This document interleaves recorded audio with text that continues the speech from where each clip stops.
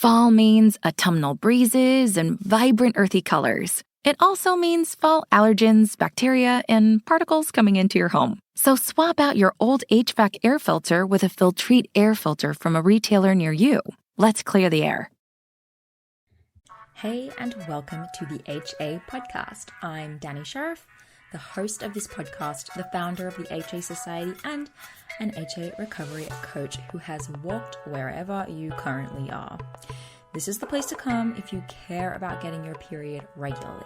This podcast aims to educate, inform, and keep you motivated on your period and HA recovery track. I would love it if you could rate and review this podcast, 5 stars only, to help make this podcast easier for other women with HA to find it. And last thing, nothing from this show should be taken as medical advice. Please seek the advice of your physician. The HA Society is taking clients. Coach Ashley and I work one-on-one with HAers, as we call you, to help you figure out a plan and, of course, implement it and stay accountable. Whether you've worked with a health practitioner already and you just want to stay accountable and strategic with the plan that they've laid out for you, or you want to start from scratch looking at all the aspects of your recovery needs and to create a game plan to reach those needs, then we are definitely your girls. When you sign up to work one-on-one with one of us, we're going to go over your history, your biggest obstacles, ensure that we're taking into account your specific goals, and start making a plan to reach them. So those goals could be getting your period back, could be getting pregnant, could be getting back to exercise or sport, or simply working on your mindset around your body image and long-term recovery. We also can teach you the fertility awareness method. So if you want to learn that so that you have the skills you need to go out into the world on your own without fear of getting HA again, we have got your back. So our coaching packages are either weekly or bi-weekly and only a month at a time commitment. So you're not paying tons and tons of money for 5-6 months. It's month to month, which is awesome. Makes perfect sense for period recovery, right? So to learn about other women's experiences working with us and to apply for a coaching spot, plus ask any questions that you might have before getting started, just go to thehasociety.com/coaching. Hey everyone, and welcome back to the HA podcast. It's me, Danny. I'm here with a special guest today. We have the lovely Tasha Tomlin, and she is an integrative nutritionist, I believe. I'm going to get her to tell you guys do a way better job than me who she is and what she does, but I'm excited to have her on here because she's going to talk to us a bit about something we actually haven't spoken about really at all, which is breathwork. We spend a lot of time talking about on the show, like nutrition, eating, stress, just getting through the process, all of which are things that Natasha, or do you prefer Tash? What do you go for? Tash or Tasha? I don't mind. Tasha. All right, I'll do that. I'll switch now. All things that she absolutely can, and we probably will talk about a little bit, but it will be cool to do a focus session on like how you guys can implement breathwork, because I'm sure there's a lot of people who are just like, what does it even mean? You know what I'm saying? So welcome to the show, Tash. Will you tell us a bit about you? Yeah, thank you so much. So I'm Tash, and I'm a breathwork healer and also a integrative nutrition health coach. So I kind of got more into this space and pivoted my coaching towards helping people with hypothalamic amenorrhea, because I've been through that basically, like I guess everyone kind of does, makes their kind of their passion, their pain. So yeah, I went through hypothalamic amenorrhea after stopping the pill. It took me around about 2 years after stopping the pill from getting my period back. And the reason I went down the breathwork rabbit hole was because I started incorporating that when I felt quite stuck with my recovery. Felt like I was doing all the right things, but didn't really know what was wrong, why I wasn't getting my period. So I started doing breathwork, and I believe that was quite pivotal for me getting my period back, basically. Yeah, I'm excited to learn about that. It's not something I know a whole lot about, but I do see the huge benefits in the mental shifts and the bodily shifts when people can stop hyper focusing on just the eating more and the not working out, and actually do some things that seem to make a physiological and psychological shift inside of them. Sounds like this is really important. What exactly is breath work, though? Yeah, for sure.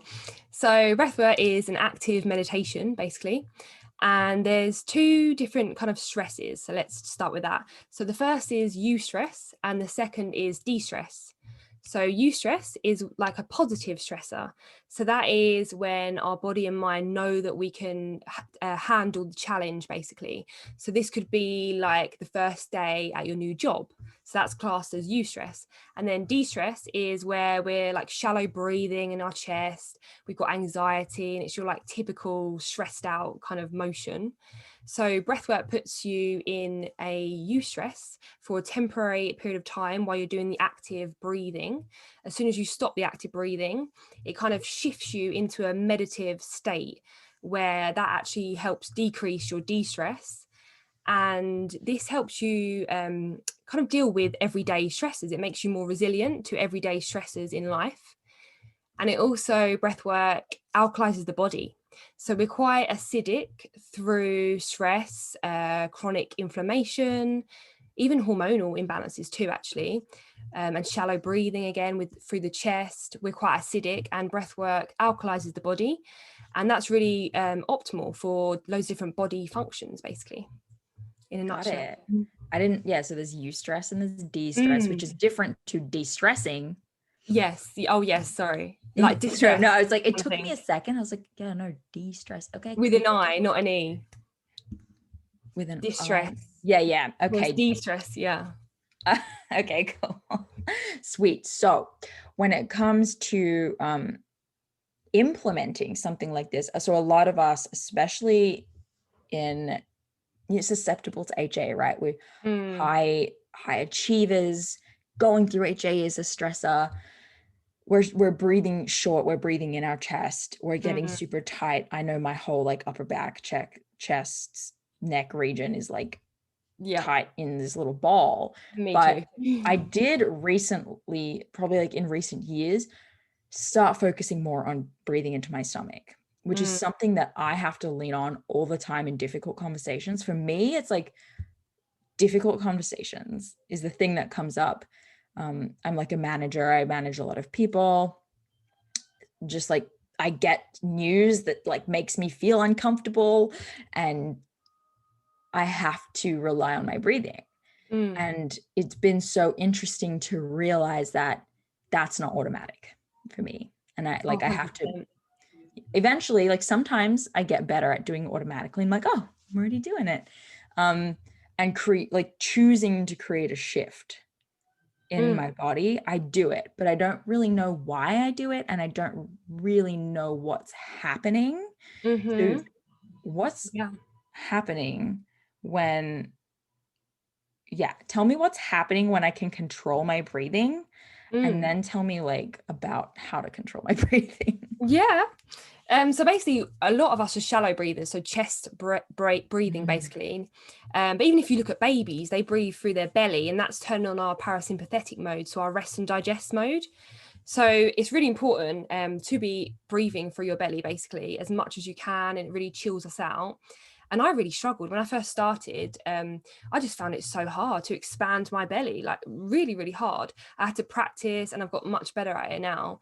It's just really beneficial. There's loads of other benefits to breathwork too, if you want me to. It's just how we're meant to breathe, right? Yeah, exactly. It's how we're naturally meant to breathe. And even if you got, like you just said, like you get told some bad news or you're upset, you kind of hold your breath a little bit. And you push them like emotions down as well. All gets trapped inside your body. Sometimes we don't let emotions out, and they literally stay inside of our body. Which is, which a lot of people might think is a bit woo-woo, right? But when we allow ourselves to trap everything inside, it can make us kind of sick. Like what's your take on that? Do you believe in that? Oh, totally. So one of the things that actually got me into breath work was I started doing it just for stress management.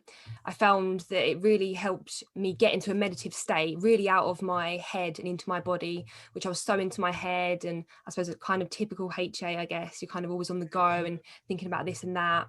And it just really zones you out of that and gets you into your body. And one of the sessions that I was doing, I felt like an intense swirling sensation in my belly, my lower belly area. It was like swirling in a circle, quite fast as well, I could feel. And I kind of was like, oh, I wonder what that is. And then 5 days later, I came on my first recovery period after not having my period for 2 years after stopping the pill. And I believe that that was kind of moving stagnant energy in my body. I felt it generally move in my body, that energy that was trapped there within my sacral area, like womb space area. And yeah, just had that release. And I've had emotional releases through breath work as well. And again, I'm quite a person that holds it all in. I don't really cry at things. I try and be big and strong. But yeah, I've had like flashbacks to my childhood, and I've like cleared some healing around that and cried. And I see it with clients as well. They just cry and they're like, I don't know why I'm crying. And it's just, we hold everything into our body, and it's just, we're pushing our minds out of the way, and our body is just releasing, it's surrendering, and it's letting go. Yeah, I'm sure this is, why so many people also find things like acupuncture and Reiki and stuff to be impactful for them, because they're holding so much inside. Yeah, Completely. it's amazing. Okay, let's rewind for a little bit. What is your background with HA? Like, what's your story? What happened? So I just stopped the pill randomly. I felt like I didn't want to kind of put synthetic hormones inside of me anymore.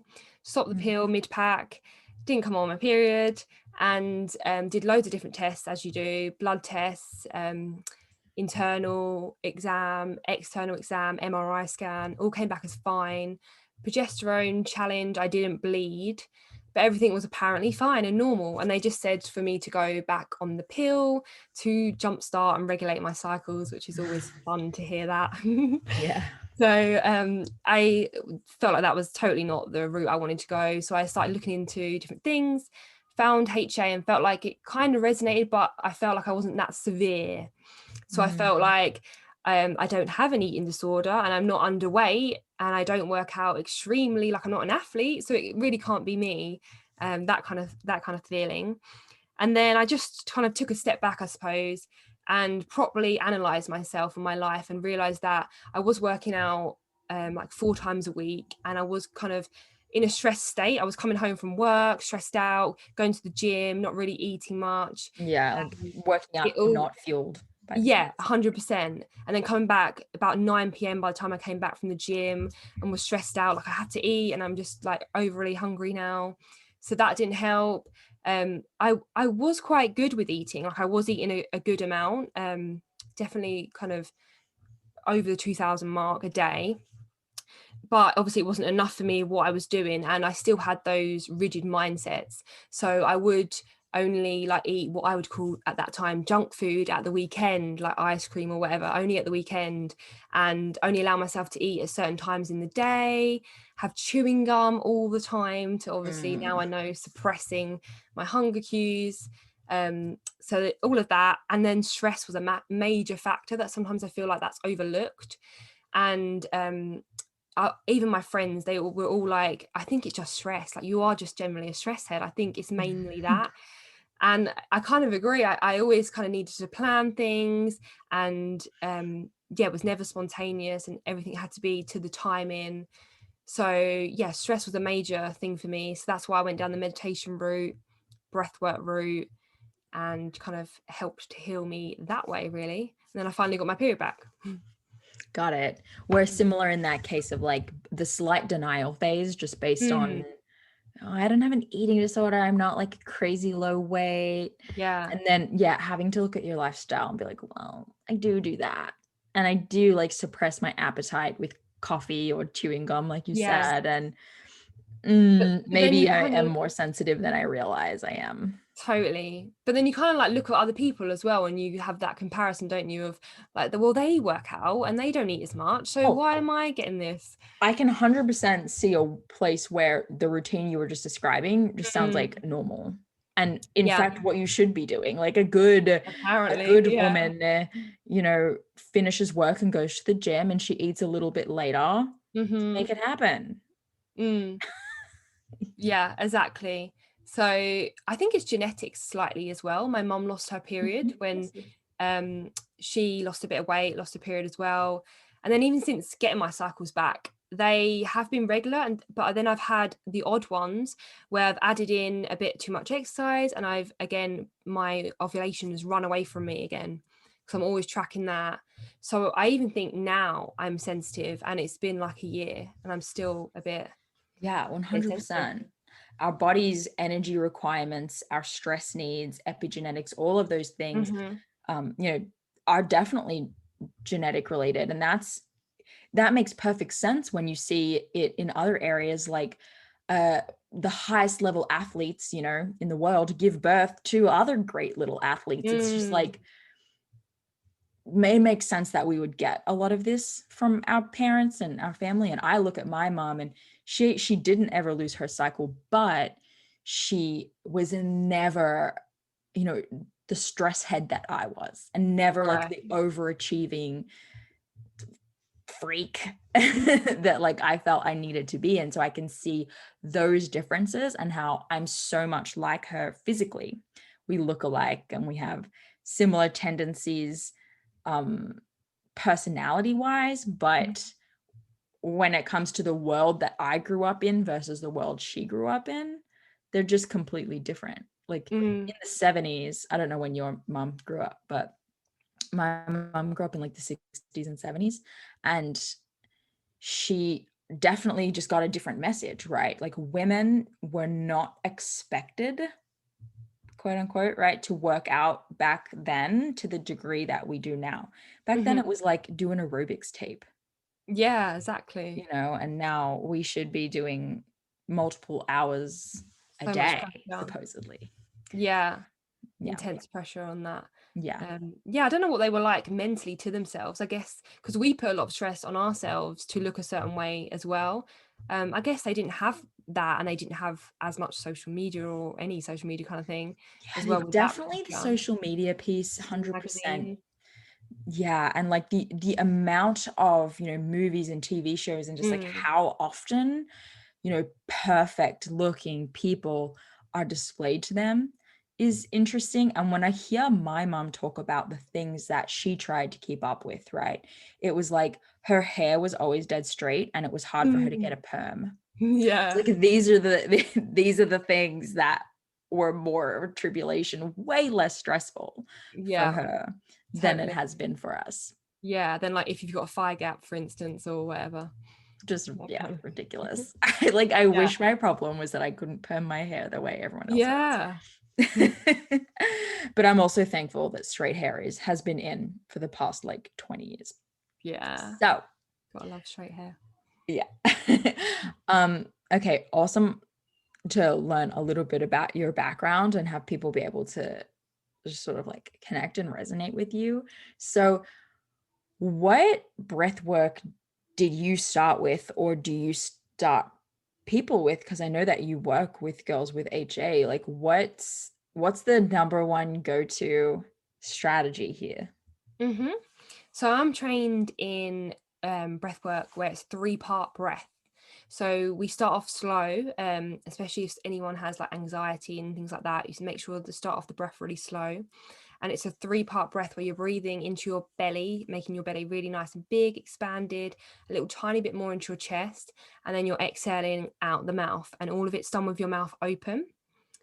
And if you are pregnant, which I know you are, you should consult your doctor before doing this type of breath work as well. How come? Just so you know. I think it's just because of the oxygen and the carbon dioxide balance. It changes that.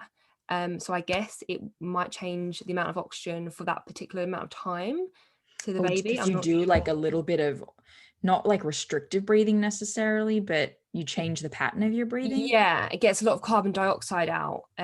So yeah, that's why as well you can feel a bit tingly and things like that, which I guess if you're pregnant, you just don't really want to be. I mean, they don't want you doing anything different ever. But then, yeah, I suppose it's just a caveat as well to make sure. I don't know if they've done much studies actually on pregnant women with it. I'm not entirely sure. It's Probably not, because reasonably it's generally Yeah. unethical to do most studies. Exactly. So it's probably not. So it's just to be on the safe side, I guess. Got it. Yeah, but I've had like clients with a lot of breakthroughs. Like there was one recently where she didn't even last the full session. It was only after a few songs, and she just burst out into tears and like hysterically. And afterwards she said it was because she had feelings of like worthiness come up for her, and feeling not worthy enough and not good enough. And she was just saying basically like comforting herself, and they were all kind of disappearing. So it really unlocks your subconscious as well, which is really interesting to see that play out. And again, I feel like that's helpful for HA when you feel like you're not good enough and you need to be a certain size and things like that, to unlock those beliefs just doing a little breathwork session even. We are hosting an event that you are invited to. My HA coach Ashley and I are inviting you to a free 5-day workshop called Mental Hunger Mindset Mastery. What a name, I know, but it really sums up what the workshop does and is really well. A very common concern around HA recovery is, what if I can't hear my hunger cues? And there's a widespread fear of accidentally over or under eating for recovery because we don't understand our mental hunger, or lack thereof hunger. And it's like mental hunger, what's that versus actual hunger? And I think this whole confusion around real hunger and the hunger that's just in my head, and should I be eating this much, and all of that jazz, it just really needs to be consolidated. We need to get on the same page with this. We need to feel better about it and get a plan of action. So we're going to turn it all on its head in this workshop. Over the 5 days, we're going to work with you to understand what mental hunger is and why we have it. We're going to teach you to partner with it both during and after recovery, just for life. And we're going to give you the tools and strategies that you need to listen to your hunger during the different stages and phases of both recovery and your whole life. The workshop will go over 5 days starting November 12th, and there'll be 3 live Zoom calls.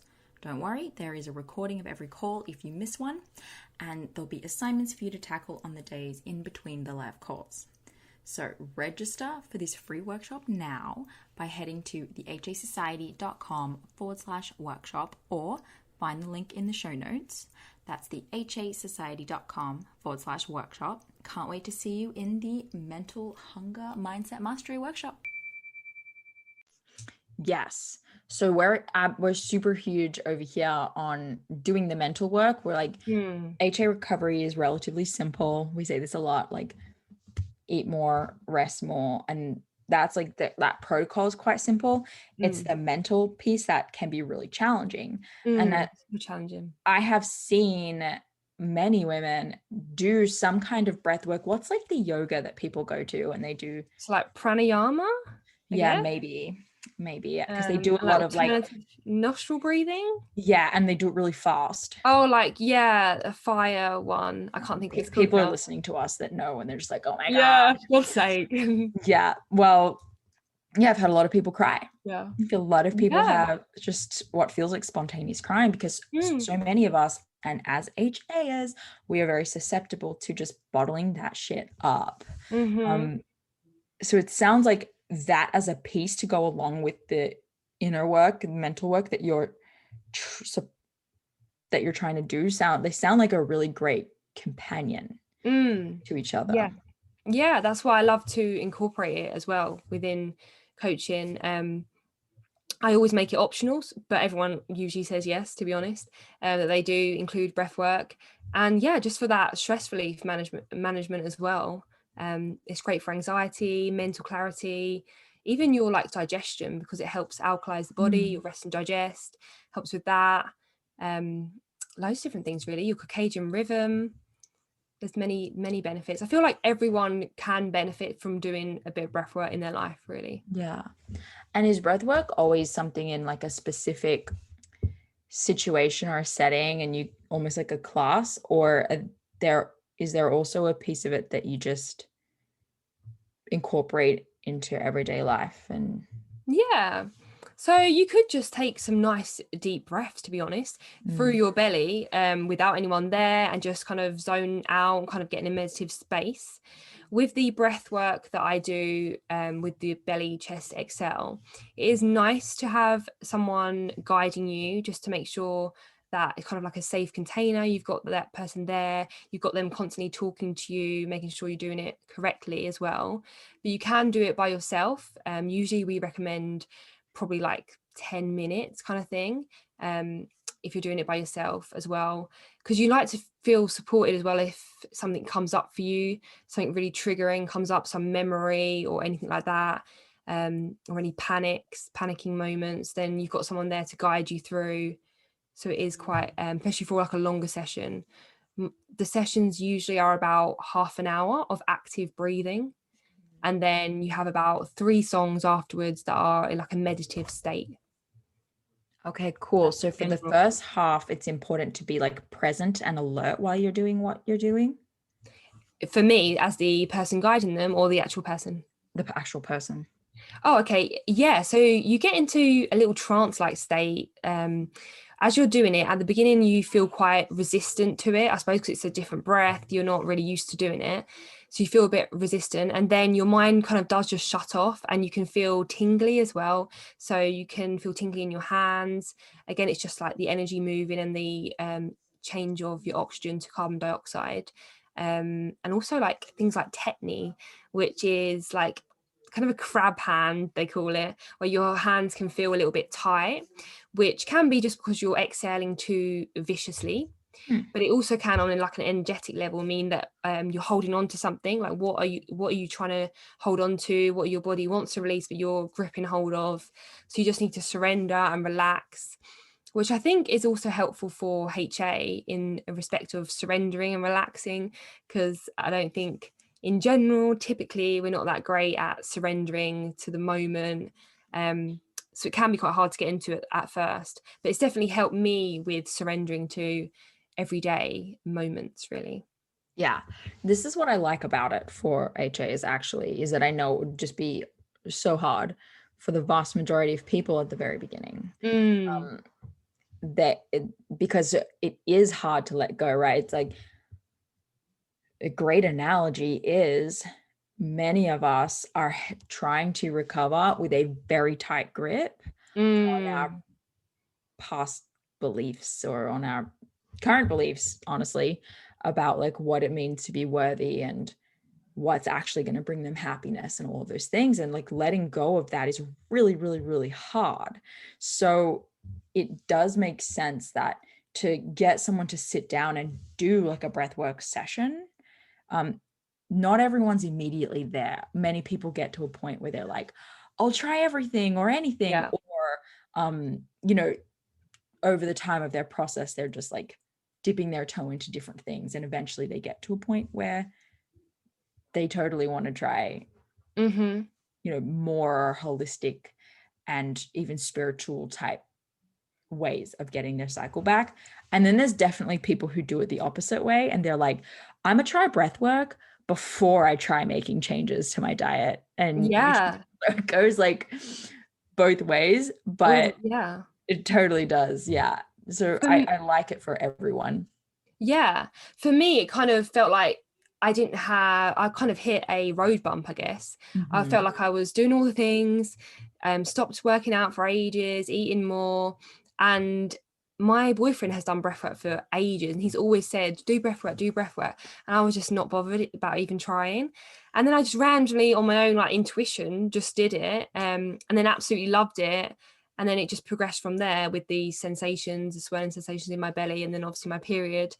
So yeah, I think as well, it's good when you feel like you have come to the edge and you're like, I don't know what else to do in my recovery. I feel like sometimes that can just bump you over if you can release, surrender for the stress management aspect. I do think it's pretty beneficial. Yeah. Well, question for you then. So we get a lot of girls, I can try meditation, all that stuff, but I'm doing it. And I think this is a huge waste of time. And there's things that I could be doing right now. Like that is, I've had that sort of complaint reported a bunch of times. Mm. Like, it's so hard for me to do that kind of thing because I'm sitting there judging it. I think it's a waste of time. It's not working. And they can't really like surrender to it and truly try it. And they're not fully bought in. What would you say to someone? Because there's someone listening right now who's just like, yeah, but I just don't freaking want to do it. Yeah. What would you say? Well, I suppose it's always a practice, isn't it? Meditation practice, breathwork practice, and also the word work in breathwork. It's always going to be a bit of effort. But with breathwork, because I'm quite similar with meditation, I feel like you need to really stick at it for it to become reasonably easy and kind of not switch your mind, because that's not the point of meditation, but get into more of a flow with it.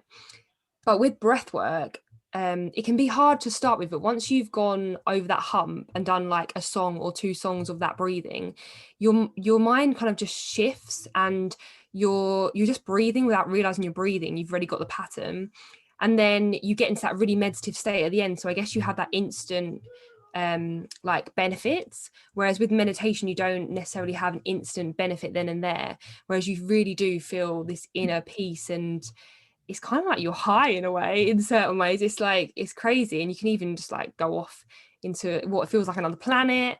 Yeah, it just really zones you out and you feel like deep inner peace.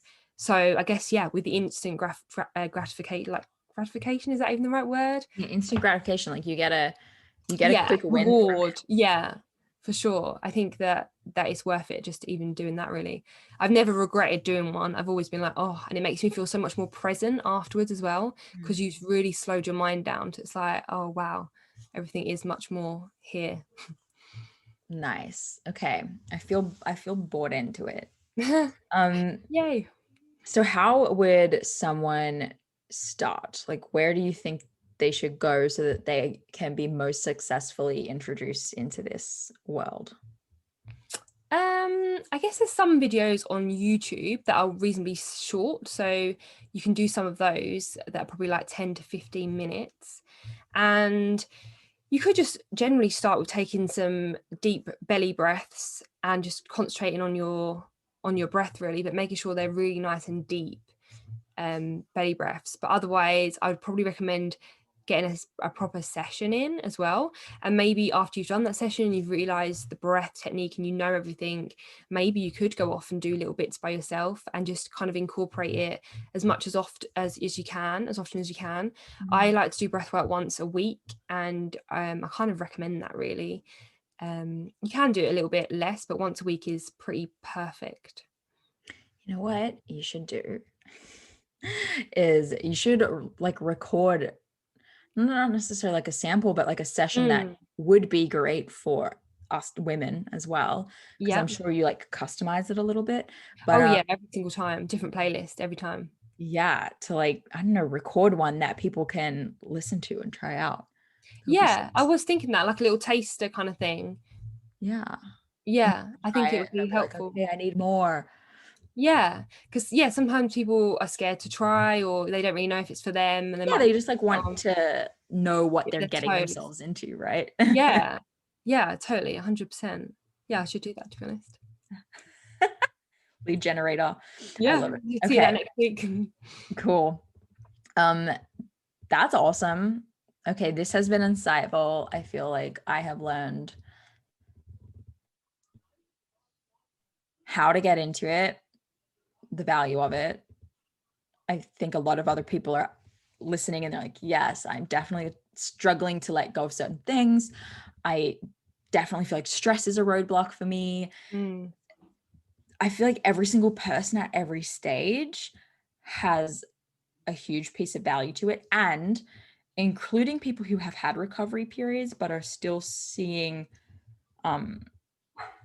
like irregularities or parts of their cycle not being optimized. Whenever I intake, well, I only just started doing this, to be honest, so it's not whenever, but recently, as I've been intaking new clients, I ask, like, do you have a spiritual practice? Do you have some kind of stress management practice?